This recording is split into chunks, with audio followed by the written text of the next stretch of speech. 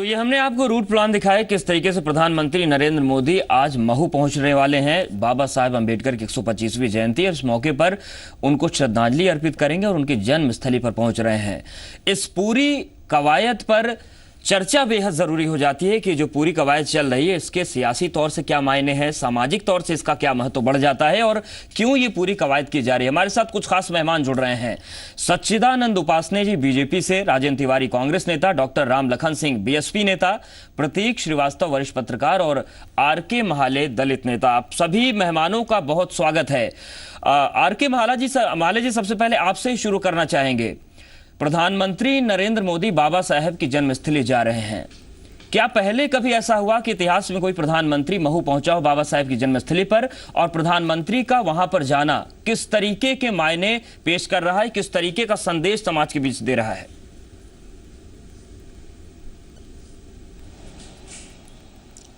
देखिए, मेरी आवाज आ रही है आपको? जी जी बिल्कुल सुन पा रहे हैं। हेलो, मेरी आवाज आ रही है? मेरी आवाज आ रही है? हाँ महाले साहब, आपको सुन पा रहे हैं। हेलो, सुन रहे हैं? देखिए, सर्वप्रथम मैं आपके चैनल को धन्यवाद देता हूं कि आपने मुझे बुलाया। देखिए, माननीय प्रधानमंत्री जो आ रहे हैं महू में डॉक्टर बाबा साहब अम्बेडकर को नतमस्तक होने, ये एक राजनीतिक स्टंट है। क्योंकि गुजरात के जब मुख्यमंत्री रहते हुए माननीय नरेंद्र मोदी जी ने, गुजरात में आज भी देख लीजिए दलितों की स्थिति इतनी खराब है, वहाँ बदतर से बदतर है। वहाँ होटलों पे चाय जो पीने जाते हैं तो वहाँ लिखा हुआ है कि किस दलित का कफ है, कैसा है, और वो खुद चाय पीने के बाद वहाँ कप धो के रखता है। इतनी हालत खराब गुजरात की, ये मुख्यमंत्री रहते हुए माननीय नरेंद्र मोदी जी वो गुजरात की स्थिति नहीं सुधार पाए तो वो देश के दलितों की स्थिति क्या सुधारेंगे? ये एक राजनीतिक स्टंग है।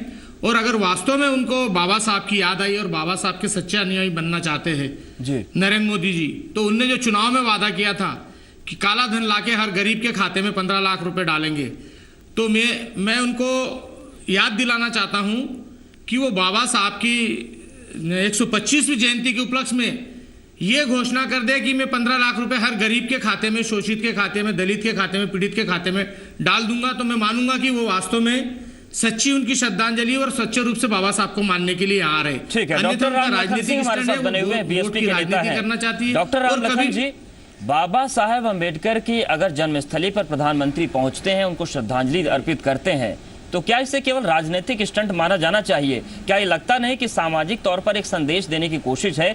अगर प्रधानमंत्री जा रहे हैं तो उसको क्या केवल सियासी स्टंट ही आप इसको मानेंगे?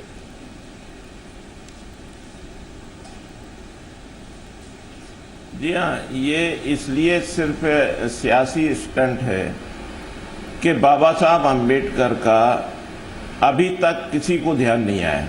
अचानक 125वीं वर्षगांठ पे आप देख रहे हैं कि सरकारी स्तर पर बड़ी जोरों से मना रहे हैं।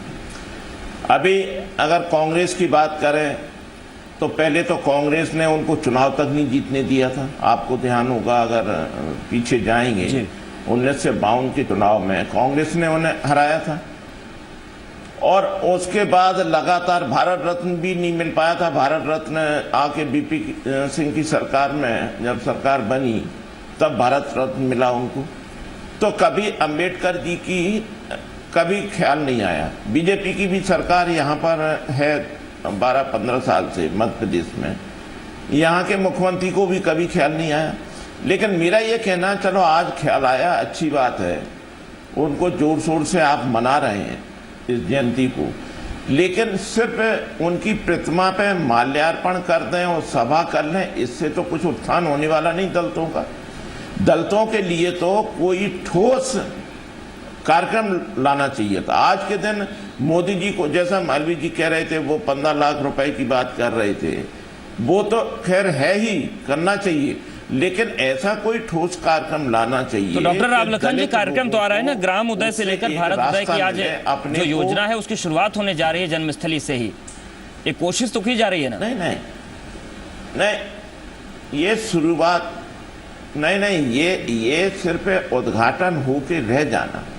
सबसे बड़ी बात यह है कि उनको आर्थिक रूप से मजबूत बनाना और समाज में जो विषमता है जी, सामाजिक तौर पे उनको सम्मान मिले, समरसता का भाव पैदा हो लोगों में, इसकी जरूरत है। ठीक है, इसकी जरूरत है। हमारे साथ राजेंद्र तिवारी जी बने हुए हैं, कांग्रेस नेता है। राजेंद्र जी, अगर हम बीएसपी नेता की बात करें या दलित चिंतक जो हमारे साथ जुड़े हैं, महाले साहब, उनकी बात करें, दोनों का ये मानना है कि बीजेपी की बात करें या हम कांग्रेस की बात कर लें, बाबा साहब की जन्मस्थली पर अगर प्रधानमंत्री जा रहे हैं तो केवल ये सियासी तौर से इसको देखा जाना चाहिए। क्या इस बात से आप भी सहमत हैं? नहीं, मैं पूरी तरह से सहमत हूँ। सबसे महत्वपूर्ण बात ये है अवधेश जी कि मोदी जी बड़े कलाकार हैं। उनके हर कदम राजनीतिक दृष्टिकोण से या चुनाव को ध्यान में रख करके होते हैं। जब गुजरात में चुनाव हुए तो उनको वल्लभ भाई पटेल याद आए, जब बंगाल में चुनाव हुए तो उनको नेताजी सुभाष चंद्र बोस याद आए। अब उत्तर प्रदेश का चुनाव है तो उत्तर प्रदेश के चुनाव के दरमियान उनको महामना मदन मोहन मालवीय याद आए और बाबा साहब अंबेडकर याद आ रहे हैं। अब ये हर कोई जानता है कि बाबा साहब अंबेडकर का सर्वाधिक विरोध अगर किसी ने किया था तो राष्ट्रीय स्वयंसेवक संघ ने किया था। 1951 में जब बाबा साहब अंबेडकर ने हिंदू कोड बिल लाया था क्या हिंदू कोड बिल? यही तो था कि महिलाओं को समानता का अधिकार मिलना चाहिए, महिलाओं को जो बहु विवाह की प्रथा थी हिंदू धर्म में उसको समाप्त किया जाना चाहिए, महिलाओं को पुरुष के बराबर में खड़ा होना चाहिए, ये आह्वान किया था और ये प्रस्ताव रखा था बाबा साहब अंबेडकर ने पंडित जवाहरलाल नेहरू की अगुवाई ने। और पंडित जवाहरलाल नेहरू का बड़ापन देखिए कि उन्होंने अपने मंत्रिमंडल में श्यामा प्रसाद जी मुखर्जी को शामिल किया था और बाबा साहब अंबेडकर को भी शामिल किया था और उनको कानून मंत्री बनाया था। तो सबसे पहले जब हिंदू कोड बिल रखा गया था कि महिलाओं को समान अधिकार मिलना चाहिए, उनको संपत्ति में भी अधिकार मिलना चाहिए, तो आदरणीय श्यामा प्रसाद जी मुखर्जी ने सर्वाधिक विरोध किया। और सबसे गंभीर बात यह है कि राष्ट्रीय स्वयंसेवक संघ ने पूरे हिंदुस्तान में बाबा साहब अंबेडकर के पुतले जलाए थे और विरोध किया था हिंदू कोड बिल का, बाबा साहब अंबेडकर की नीतियों का और उनके प्रस्ताव का विरोध किया था। तो ये जैसे ही चुनाव आते हैं इनकी अपनी तो कोई पूंजी है नहीं, इनके पास अपना तो कोई महापुरुष है नहीं। आपका और अभी बाकी के जो दो मेहमान उनकी जो सवाल उठे उसके प्रतिक्रिया लेंगे। सच्चिदानंद उपासने जी हमारे साथ बने हैं।